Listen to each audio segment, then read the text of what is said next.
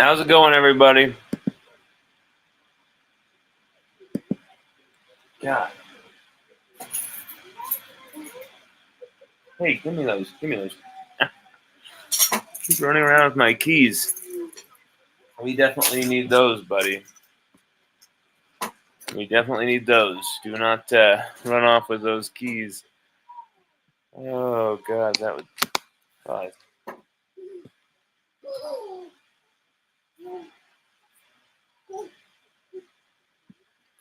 Just waiting for people to get on in here and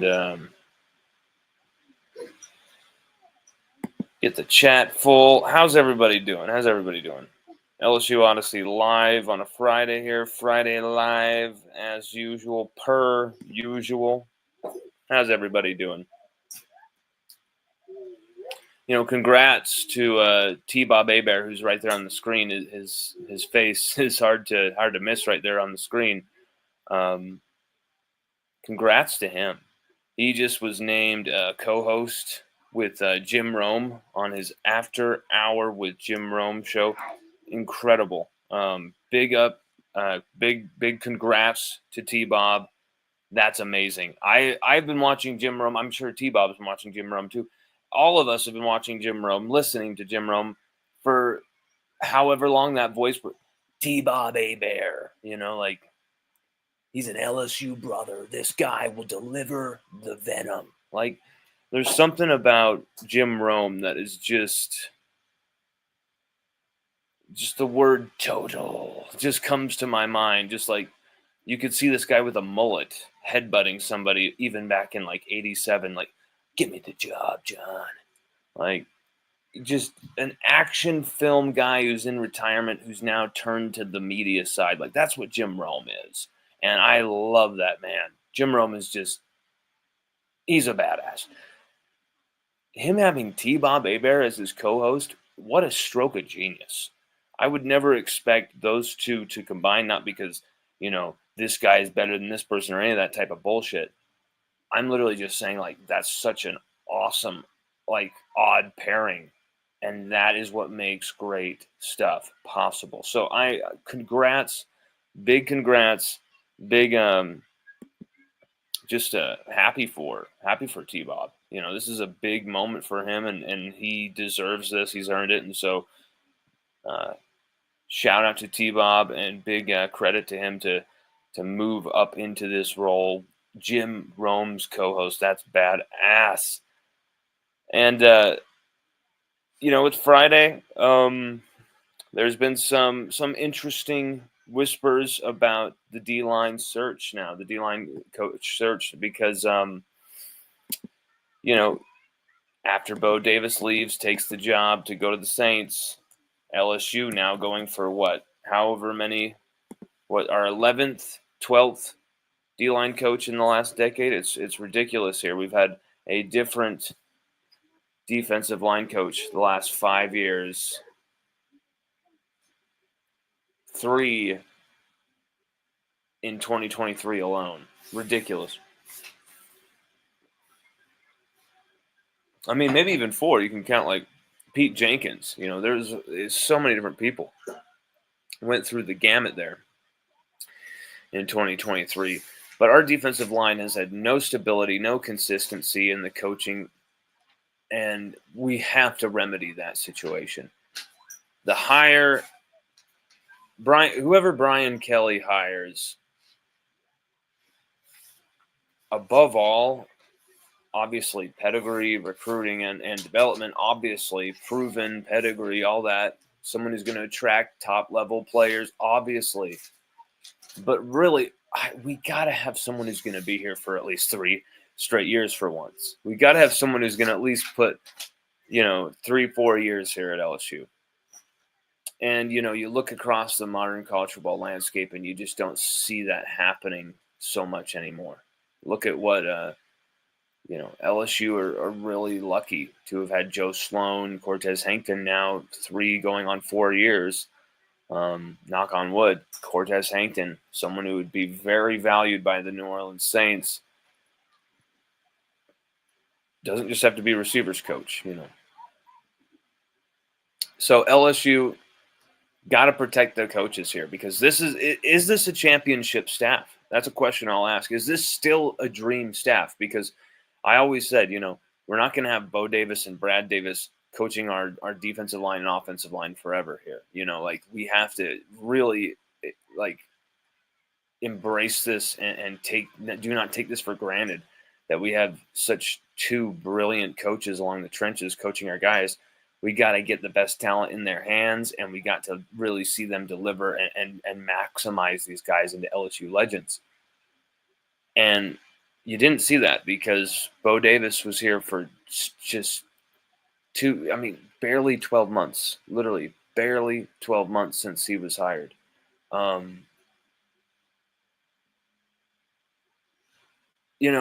know Brian Kelly will be annoyed about that, but I know that he's already had Bo Davis's replacement in mind.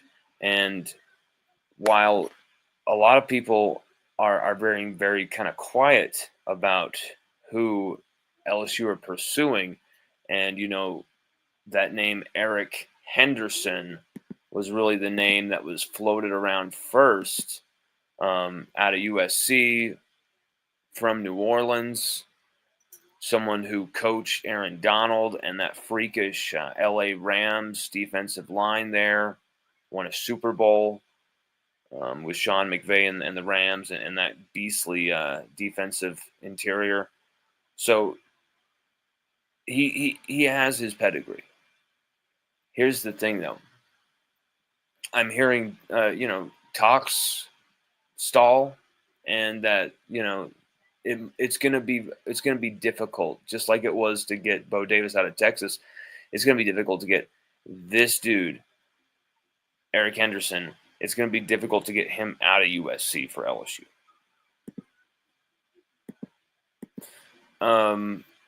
That's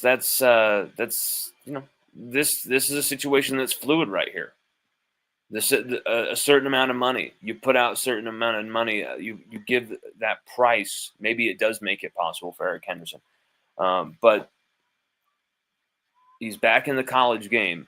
This is a guy who isn't always going to be in the college game. Get him while you can. LSU has to pursue Eric Henderson, right? But also, there's some other names. Gerald Chapman from Florida.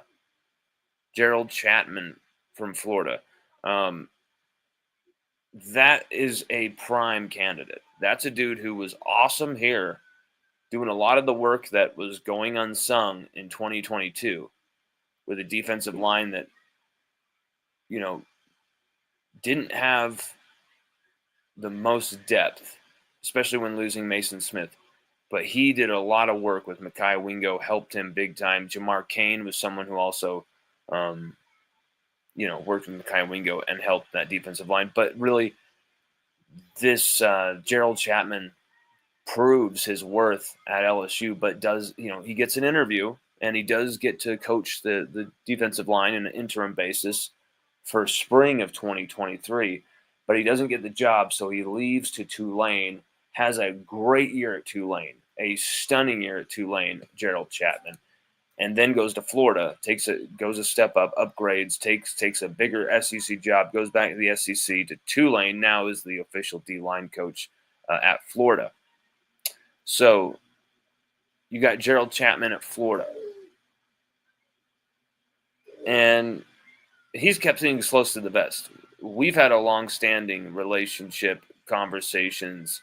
Gerald Chapman is someone who I was talking to when he was at LSU. Love the dude. Coach Chat. It's close to the vest right now, which says to me that there could be some interest there. And I would expect him to at least be a name that Kelly would be interested in giving a chance or looking into, or like, hey, let's see if because you look at what Gerald Chapman's done since he's left LSU. He's proven that he could have done the job. He could have done the job. We shouldn't have maybe gone looking for an outside hire, but we did, and things still didn't work out because people got sick and certain health emergencies happened. And so you didn't really find out either way who could have coached the defensive line, Jimmy Lindsey or Gerald Chapman, because it just circumstances sucked for the defensive line for the last few years here. You got guys like Savion Jones, who really, that kid should have been a sack machine. That kid should have been a freak at LSU. And I don't think he had more than like 4.5 sacks in a season or something. And that's not because Savion wasn't good. That wasn't because Savion wasn't good enough. That was because he had a really weird coaching staff that wanted him to gain like something like, I can't remember how many pounds, but they wanted him to get to like 290, 285, and it took away that extra bit of burst that he had.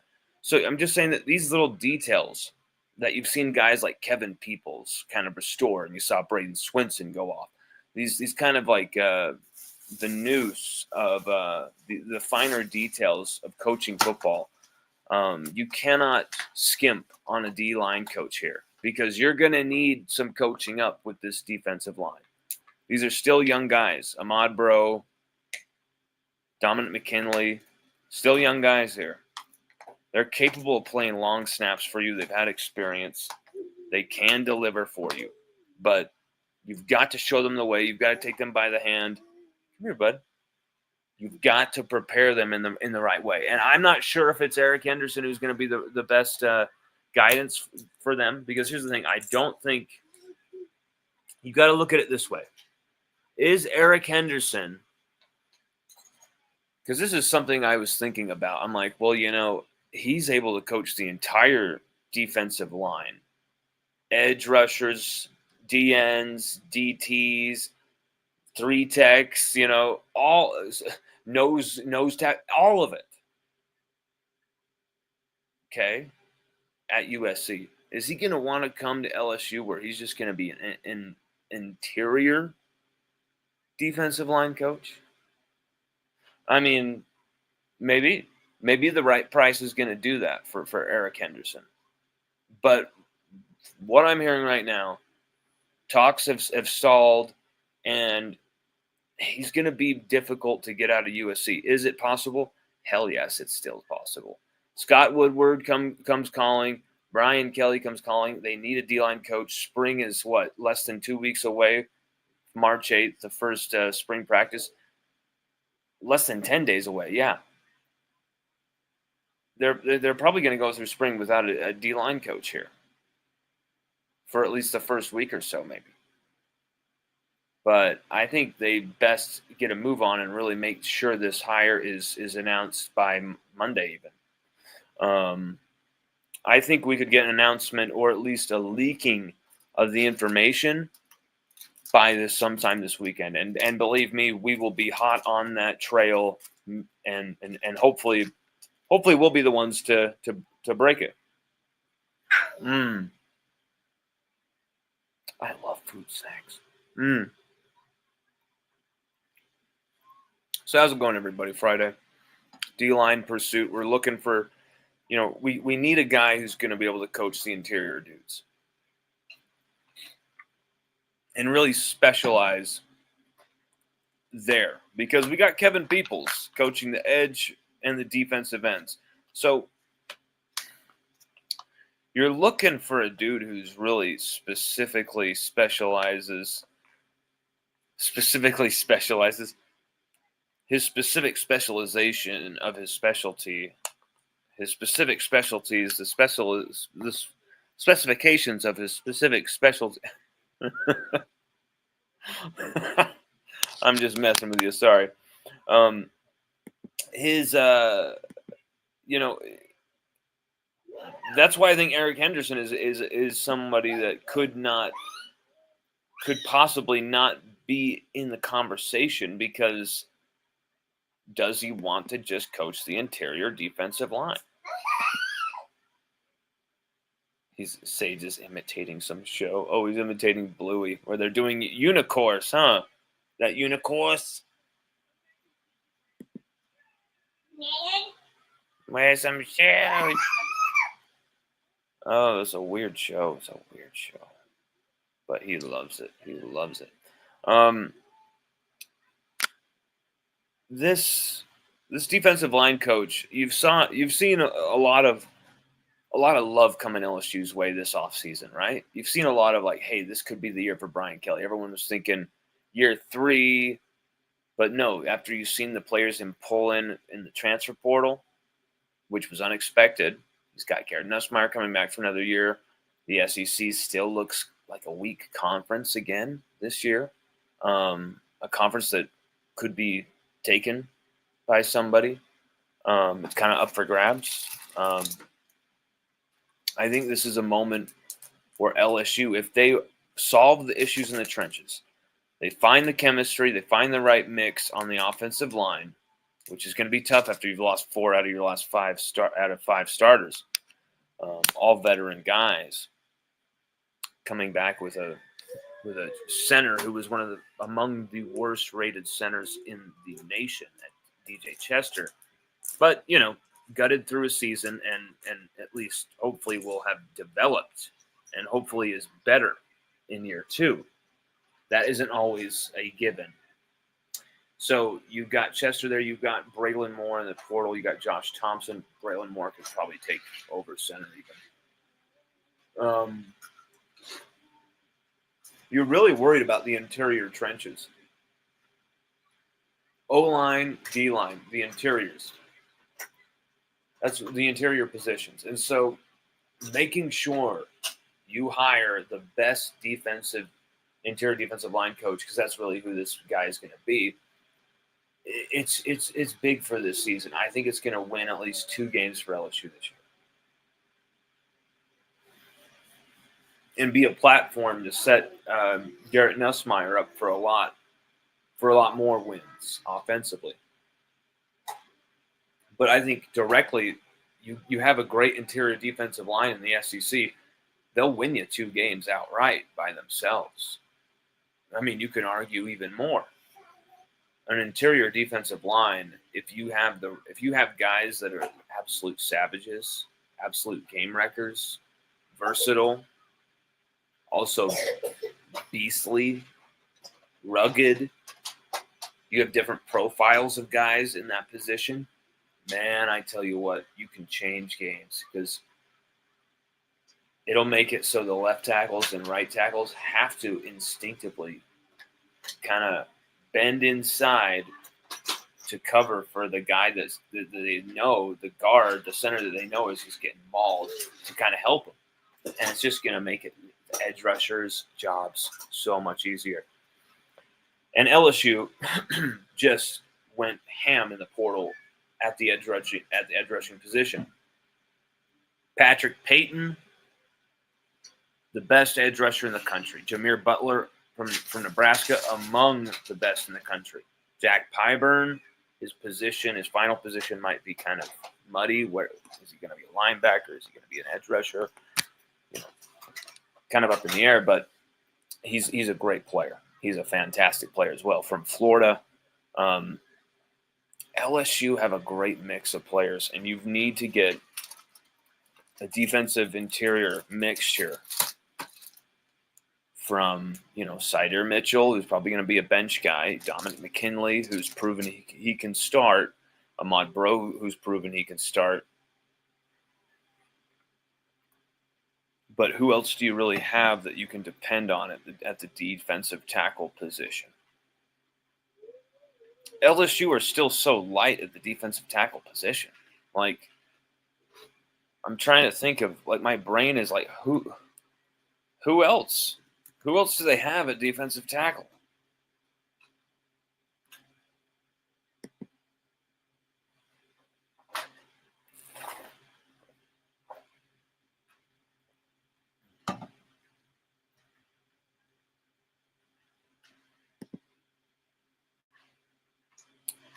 I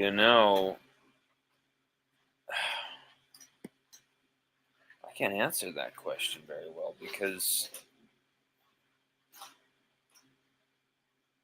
let's see. There's got to be someone I'm forgetting about.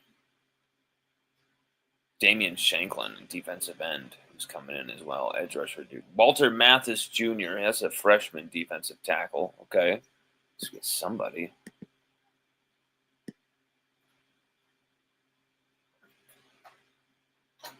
Brandon Brown, another freshman DT.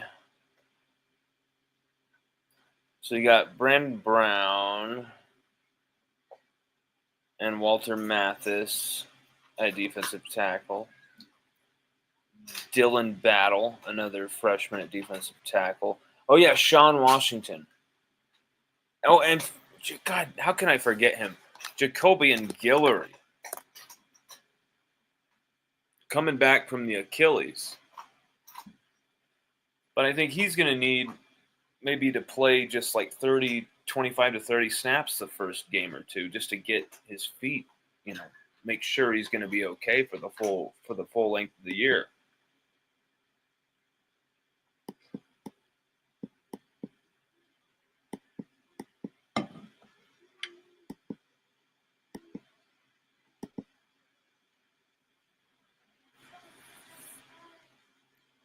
So, LSU absolutely has to figure it out on the trenches. Absolutely has to figure it out on the trenches. Or, if you can't run the football like you couldn't for the last few years, if you can't,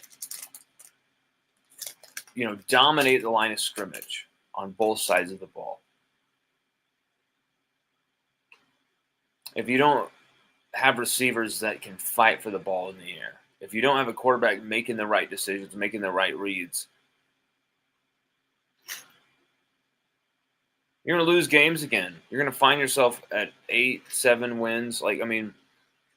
This could go bad for LSU if you fail to do the small things, take care of the small things, Focus on the minor details that the stuff LSU used to be really good at, but they can't do worth a shit anymore. LSU used to be so good at special teams. And now, we're spotty, but we've had worse seasons, but we're still spotty there. But LSU you could bet your bottom dollar they're going to run the football, and they can on this team. And now we can't. LSU, year in, year out, are going to have dynamo receivers. You've got to feed them football. But LSU also has to run the ball and control the clock and control games. And we haven't been able to do it. LSU has to be able to win games with special teams. LSU has to be able to win games running the football. You're going to need 3 phases. You're going to need both trenches. You're going to need Garrett Nussmeier's best season.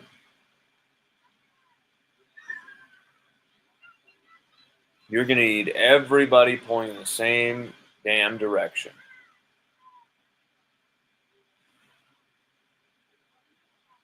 Is this team led by too many newcomers from the portal and a lot of guys who are young too to really be a championship team? Did this staff, the loss of Bo Davis, did that, make this staff now incapable of winning a championship this year?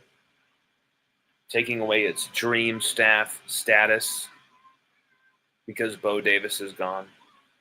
I'm not so sure. I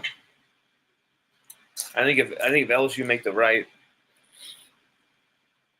you hire the right replacement for Bo Davis, and then that guy just coaches those kids up. You then go add a few more defensive tackles, a few more offensive linemen in the portal. I'm going to feel a lot better about all this. But LSU still has holes on this team in some very grave positions, and cornerback is also one of them. Mansour Delane is a great pickup, top 5 corner in the nation.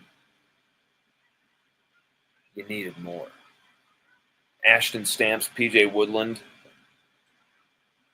Are you going to bank on one of those guys to start all year? Or is it going to be freshman newcomer, 5-star, number 1 corner in the country, DJ Pickett, who, with his height, his hops, his intelligence, his instincts, is he going to be the next freshman superstar corner at DBU for Corey Raymond, following after you-know-who? Eli Ricks and then Derek Stingley Jr. Could be. So I'm going to be watching for that as well. DJ Pickett. How much responsibility, how much playing time, how many snaps, how many reps is Corey Raymond going to give DJ Pickett over other guys who've actually played games like Ashton Stamps or PJ Woodward? That's what I'm watching for.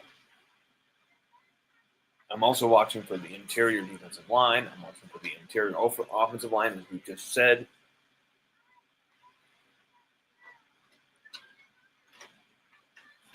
But I just think the receiver battle, who's going to step up as the receivers for LSU this next season out of such an incredible group, incredible pool of talent, from Cortez Hankton and Joe Sloan to throw to and to call from, and Garrett Nussmeier to throw to dial it up for. You usually forget names of guys because there's so many great receivers at LSU right now.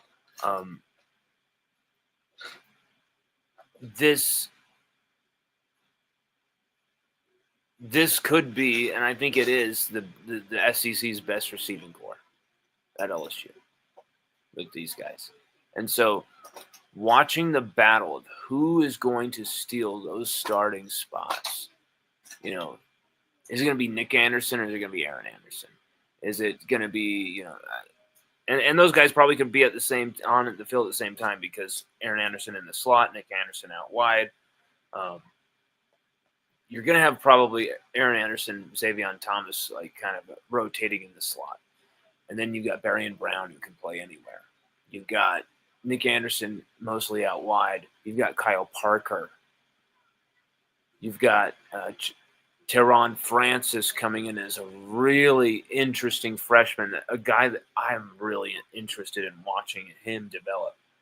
So Aaron Anderson, Xavier Thomas, Kyle Parker, all returning. You brought in Nick Anderson, Barry and Brown out wide as well. It's Teron Francis coming in. It is such a deep wealth of talent at receiver. I'm probably skipping someone else's name too. I mean, you got tight ends like Devon Green, not to mention Tradez Green, who caught 4 touchdowns last year, and then Bauer Sharp as well. I think it's more about the 2 Greens catching the ball more than Bauer Sharp. More a blocking tight end, but still,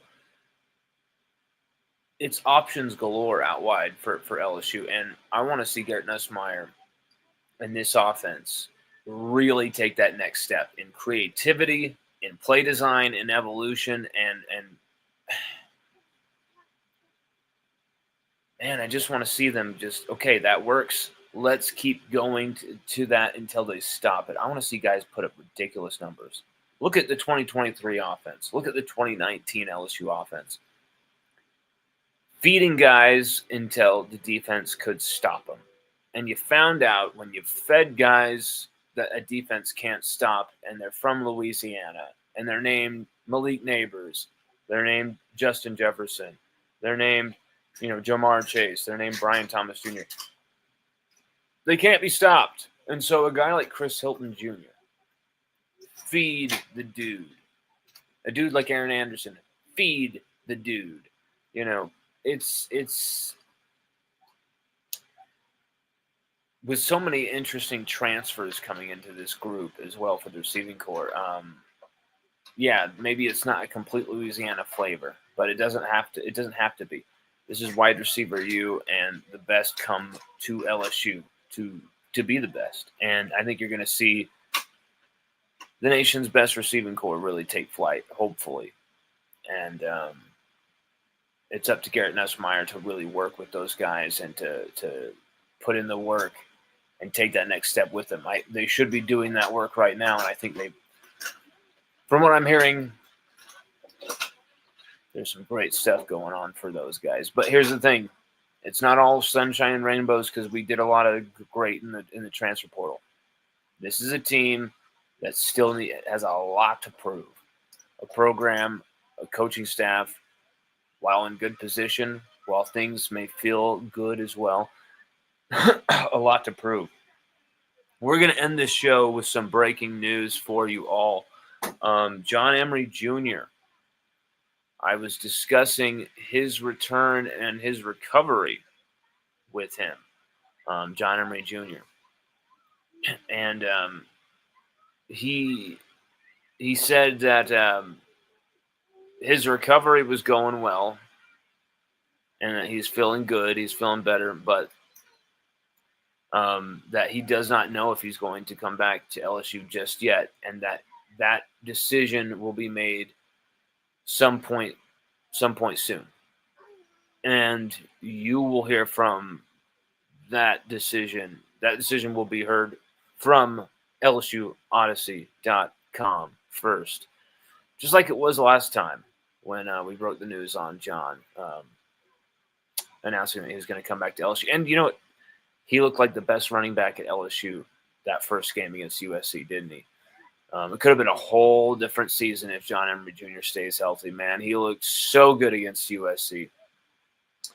Don't know why they made him practice the day after that game, after all that flight. Don't know why. After all that time out with the ACL, I don't know why they rushed him back. I don't know why they pushed him so much throughout practices, throughout fall camp anyway. You don't really do that with a dude with an ACL injury either, so it's kind of strange. But either way, John Emery Jr., it's still up in the air. He could return to LSU for a 7th season, so stay tuned. Everybody, thank you so much for watching. We'll be doing a lot more of this weekend. Dial in and stay tight with us at LSUOdyssey.com. Pay attention to LSUOdyssey.com. There's going to be some interesting for the LSU junkies, for the LSU info people who really want to know what the hell's going on with the coaching search, with this or that or this or that. Some things maybe no one's even referenced in the news. Some Easter eggs for some LSU fans. I have done some crazy, weird, interactive coding type of stuff to make something possible on the site. So I cannot wait for the first few people to find this and tell me what they think about this little hidden gem. So it's there on LSUOdyssey.com somewhere. Hidden somewhere on the site, and I cannot wait for people to check it out and jump into it. Thank you all. Thank you all for joining us. We're going to have news this whole weekend. I have a feeling. My phone's hot. My phone's burning hot. We've had to literally cool that thing down. My phone is over there by the cooler right now because we got the AC on. It's 50 degrees here all of a sudden. So it feels really, really hot. So everybody, have a good weekend. We'll be talking to you many times over this weekend, and you'll also hopefully be reading some of the stuff we have to post. Congrats to T-Bob once again for his,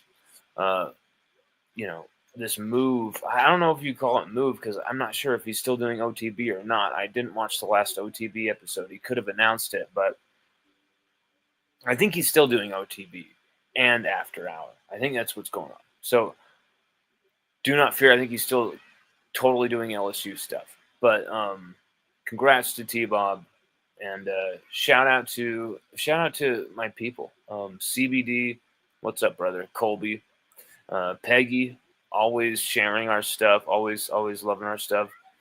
You're such a good person. Just a great LSU fan, but also a great ambassador of the LSU media. Anything that tries to get in deep with the team, you really do such an amazing just service to the fans, trying to get this type of stuff out of the fans. So I really appreciate you, Peggy. And Peggy's been someone we've talked to not only in groups, but just about LSU for years. She's been around the game for years. She's always there at the games, not only just football, but every sport. she's as LSU diehard as they come. She's an LSU super fan celeb, and that's known. Also, Jamer from Lake Charles, our good friend Jamer. She always shares our stuff. She's been someone we've talked to for years and years and years. Great person, and we absolutely love Jamer. Jamer, we love you. Hopefully, you're having a good weekend, and hope to hear from you soon. King Cole, my man, King Cole. Thank you for always watching and supporting us, brother. And Holden, I cannot wait to get back to Baton Rouge, and hopefully Holden will make me something awesome. Because the dude's looks like a good cook. Holden, thank you so much, brother. Everybody, thank you for watching. Thank you for checking this out.